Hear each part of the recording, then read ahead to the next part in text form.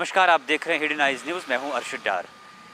कश्मीर की बात करेंगे तो एक बार फिर 13 जुलाई आज है और आज ही के दिन जो कल 12 जुलाई को यहां की डिस्ट्रिक्ट एडमिनिस्ट्रेशन ने एक ऐलान जारी किया कि एक बार फिर यहां से लॉकडाउन शुरू किया जाएगा। जो काफ़ी सारी डिमांड थी जिस लॉकडाउन की, जो ट्रेडर्स फेडरेशन है उन्होंने भी डिमांड की थी कि एक बार फिर से लॉकडाउन को इम्पोज़ किया जाए।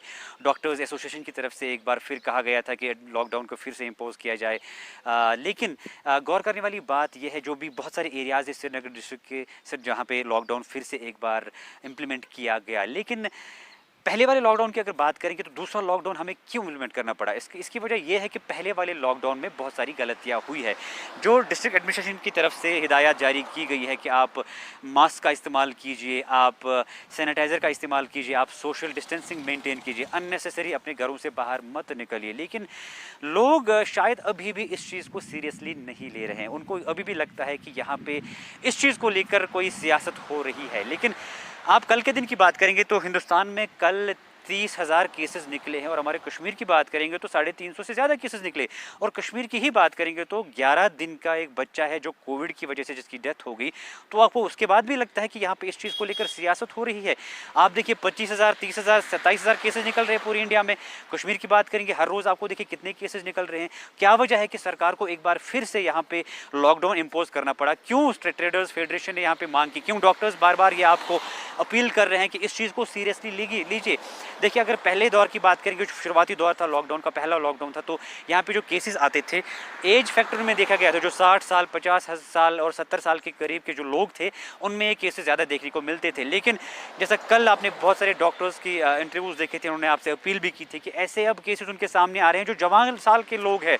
तो अब ये बच्चे भी इसमें इन्वॉल्व हो रहे हैं, अब जवान भी इसमें इन्वॉल्वमेंट हो रहे हैं। जिनके पास क्रॉनिक डिजीज़ हुआ करती थी वो भी थे, लेकिन जो एक आम इंसान है वो भी, जिनमें कोई सिम्टम नहीं दिख रहा है, वो भी इस चीज़ में इन्वॉल्व हो रहे हैं। तो इस चीज़ को सीरियसली लेना चाहिए। लेकिन दूसरी बात ये भी है, दूसरा पहलू ये भी है, अगर सरकार चाहती है कि लोग इस चीज़ को सीरियसली ले, लेकिन सरकार को भी किसी हद तक इस चीज़ को लेकर सीरियस होना चाहिए।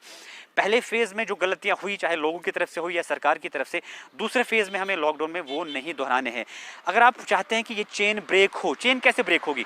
जब आप घर पे बैठेंगे, जब आप लोगों को बाहर नहीं निकलने देंगे। आप खुद देख सकते हैं कि किस तरह से आज आपको हल्की फुल्की मूवमेंट देखने को मिलती है। बहुत सारे ऐसे एरियाज़ भी जहाँ पे अच्छी खासी मूवमेंट है, यानी लोग अभी भी घरों से बाहर निकल रहे हैं जब उनको लगता है कि आगे हमें रोकने वाला कोई है नहीं।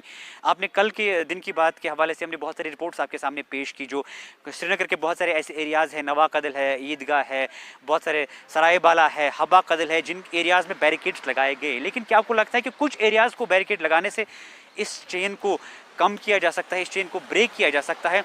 सरकार को भी सीरियस होना चाहिए, आम लोगों को भी सीरियस होना चाहिए। लेकिन एक और गुजारिश साथ साथ आपसे ये भी करना चाहेंगे, क्योंकि जो पहला फेज़ था लॉकडाउन का, कश्मीर के जो लोग हैं वो अगस्त 5 से ही सर्वाइव कर रहे हैं। जो लोग सुबह को कमाते थे, शाम को खाते थे। पहला हमारा लॉकडाउन चल रहा था जो आर्टिकल की वजह से यहाँ पे बंद पड़ा था, उसके बाद लॉकडाउन स्टार्ट हो गया। फिर कुछ दिनों 10-15 दिन तक यहाँ पे ईजीनेस देखी गई और लॉकडाउन में जो सरकार की तरफ से हिदायत जारी हुई थी, एक बार फिर से लॉकडाउन श्रीनगर में हुआ। तो हमें उन लोगों का भी ख्याल रखना है जो सुबह कमाते हैं, दिन को कमाते हैं, शाम को खाते हैं, उनका भी ख्याल रखना है। और आम लोगों को भी ये ख्याल रखना है कि क्या हमारे आस पड़ोस में कोई ऐसा शख्स, ऐसा घर तो नहीं है जो भूखे पेट सो रहा है।